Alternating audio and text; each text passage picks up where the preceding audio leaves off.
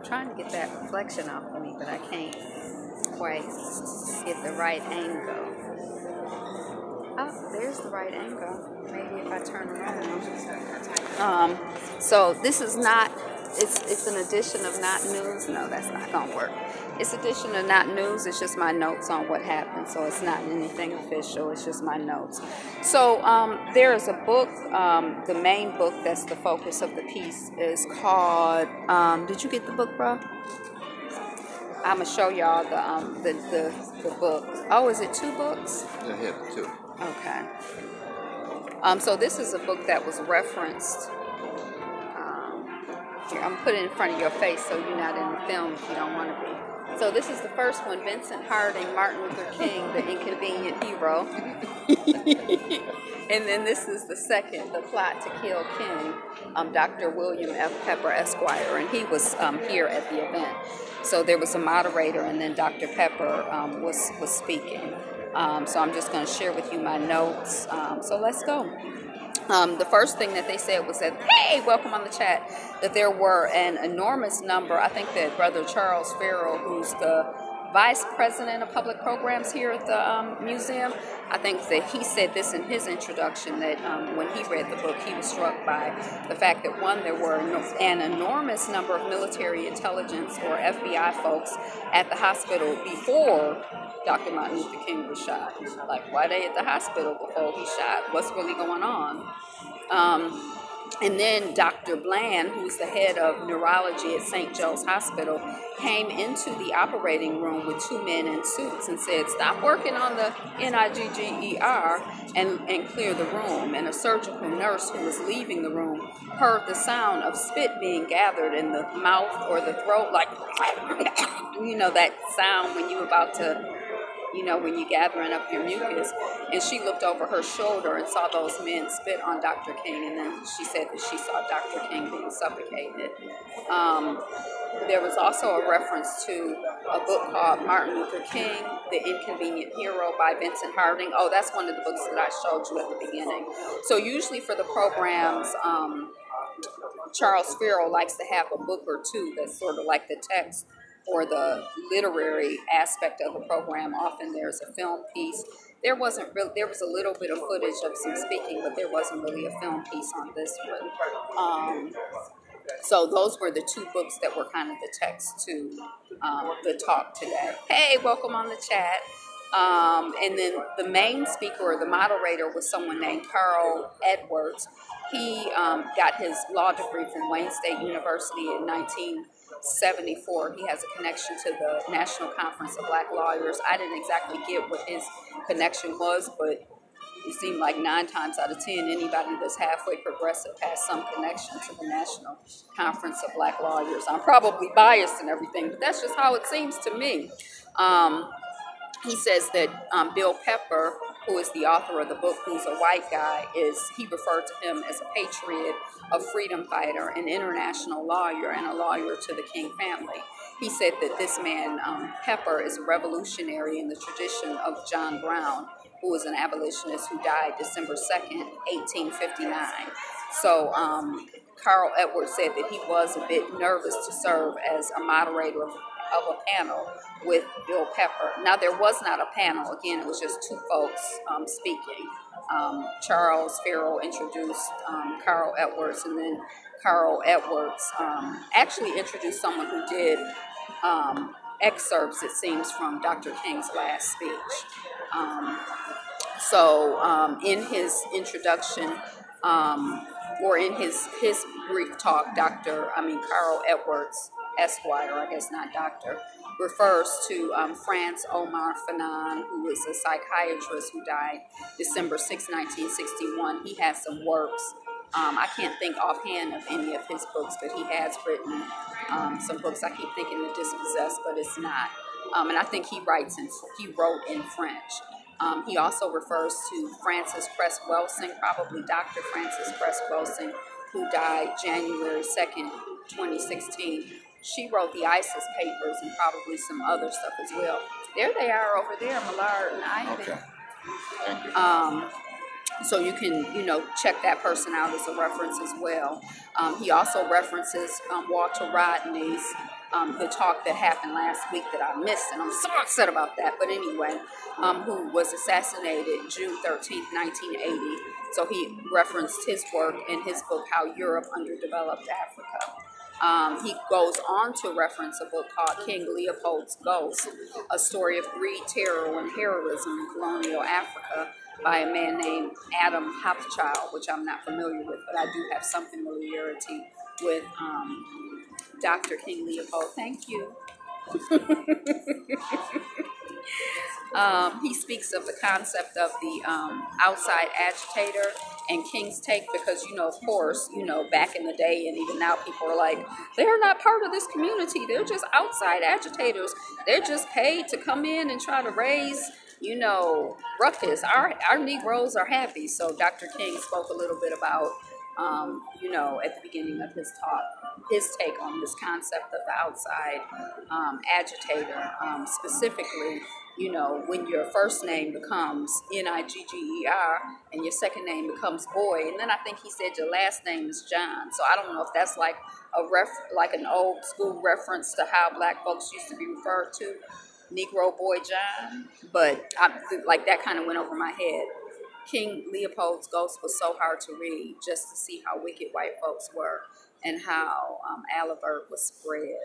Yeah, I don't, it seems like just here recently am I even familiar with King Leopold enough to have a consciousness how slavery, you see how this autocorrect does?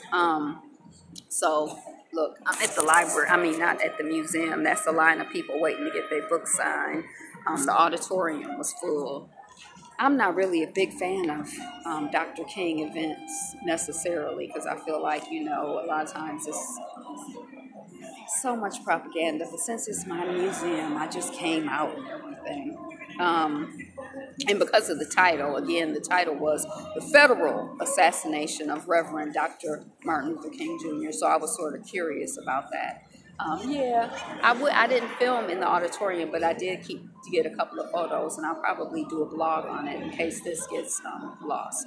And I like the way that this particular speaker, Carl Edwards, who was the attorney, who was the moderator, he referenced a lot of books, so I kind of enjoyed that.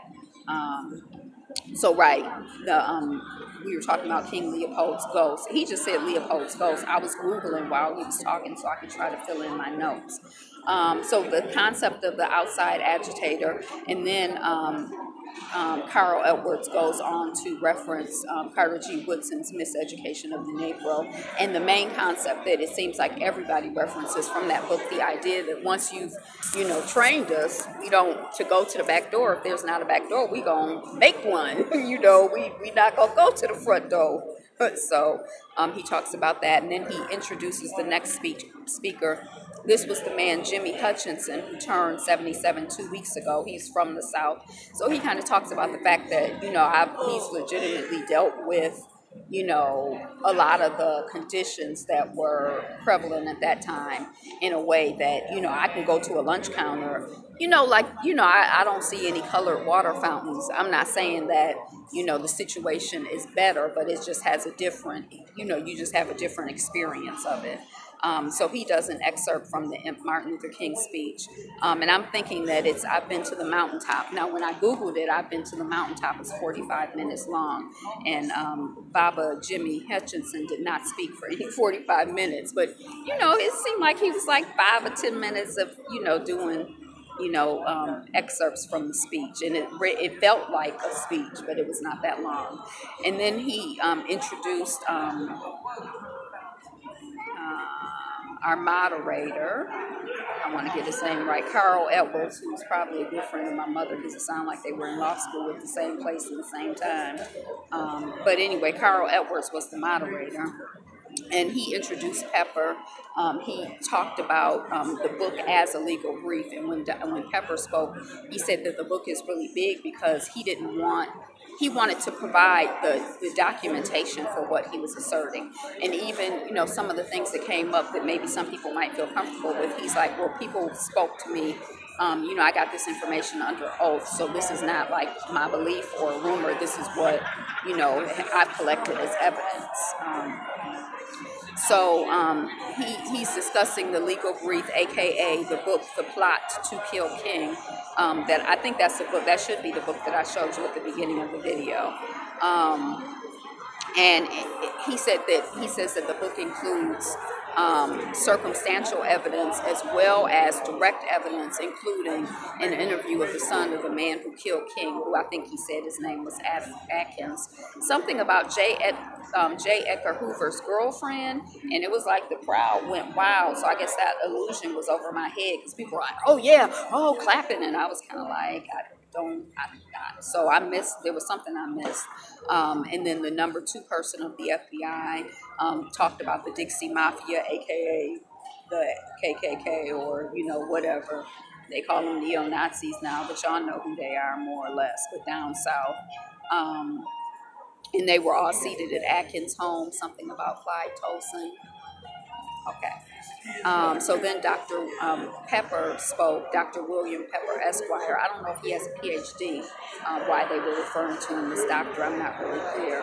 And he spoke about at this moment, 50 years ago, Martin Luther King was in St. Joe's Hospital, that there had been a room change at his hotel to a room that they said had a more expansive view. One white woman was told a black man to tell Jesse Jackson to change the room. And so he was changed to that room. There was a Black Power group, the Invaders, there. I'm not really familiar with the Invaders. And they were there, it sounds like, for Martin Luther King's security. And they were told to leave their room because their room was no longer going to be paid for.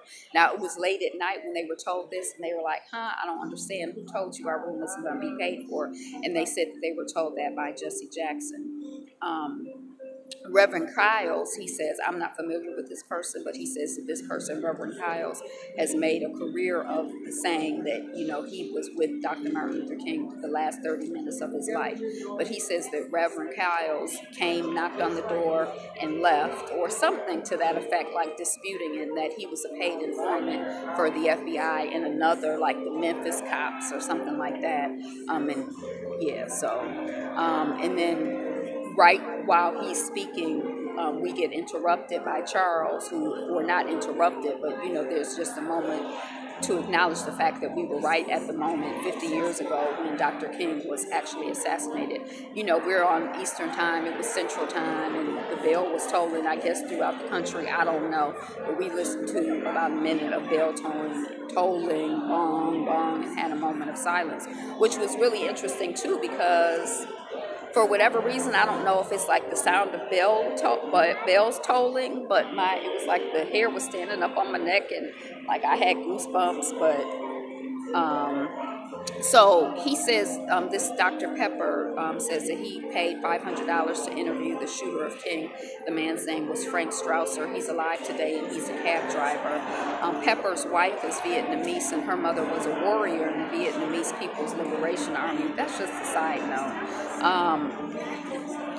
He says that he showed King his Vietnam files and that Martin Luther King openly wept. I guess this man, Pepper, who's an attorney, was also a journalist who did some work in Vietnam. So he showed King his MLK files, and he said that King wept openly because he was so upset that his country would do such a thing. So, I don't know, maybe he was more innocent than we are, or maybe just the atrocities, some of the atrocities are even beyond what you can conceive of sometimes. He talked a little bit about the Poor People's March, and that was the main reason for the assassination, that the government didn't feel, or someone didn't feel that they had enough troops to control and put down the 500,000 folks that would have shown up to be rejected by Congress, and that they would revolt, there would be a revolution, and they just couldn't have that. He said that he thought that they had the right guy in James Earl Ray, and Ralph Abernathy asked Pepper to interrogate Ray. After the group, Ralph Abernathy, this white attorney, Pepper, and some other people went and interrogated Ray. Someone who was like a body language expert, whatever. But when the group left, they were like, that's not the guy who killed Martin Luther King Jr. He didn't want to take that man on as a client, but he said that after 10 years of investigating, he didn't want to take him on as a client because he wanted to feel assured that he was not part of the assassination. And after 10 years, he did start to feel that way or believe that this guy was like, not really part of it. So there was some mock trial that aired on HBO, I guess it was. It was a 3-hour program. I Googled it, called Guilt and Innocence. He referred to it. And it was the trial of James Earl Ray. He said he did a mock trial because he wasn't able to get, he couldn't seem to get an evidentiary hearing or something. So this mock trial aired. It took the jury 7 hours to find Ray not guilty with the very little bit of evidence that they had. After the airing of the mock trial, there's been evidence that has come out. In 1913, this is like a loop back, but there was a discussion about the Federal Reserve Act and the central bank and the controls on the country. And he was talking about something that was happening in the 60s, and he couldn't understand why these bankers were there because they were of this political persuasion and the other people were of that political persuasion. Then he realized that they were bankrolling something, and then he talked about, the Federal Reserve Act. And I've heard a lot of people talk about that in terms of, if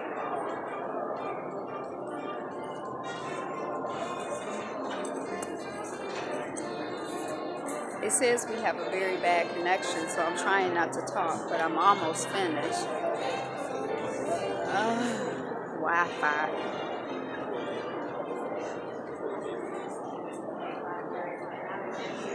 Hello. Can you hear me?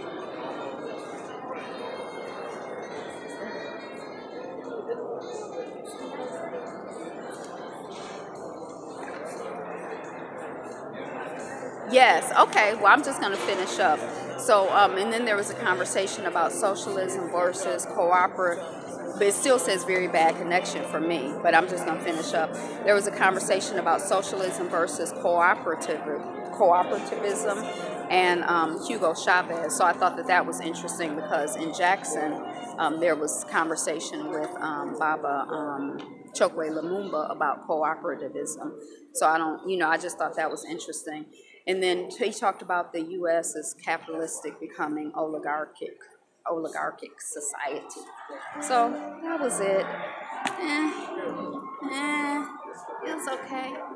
I like my museum. I like being here. That's all.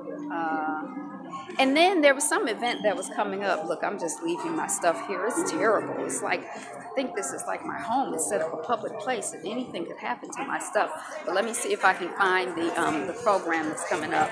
Because there was one piece that I really wanted to, what I'm saying is, this way. Who? See, this one is actually, it's not an open mic.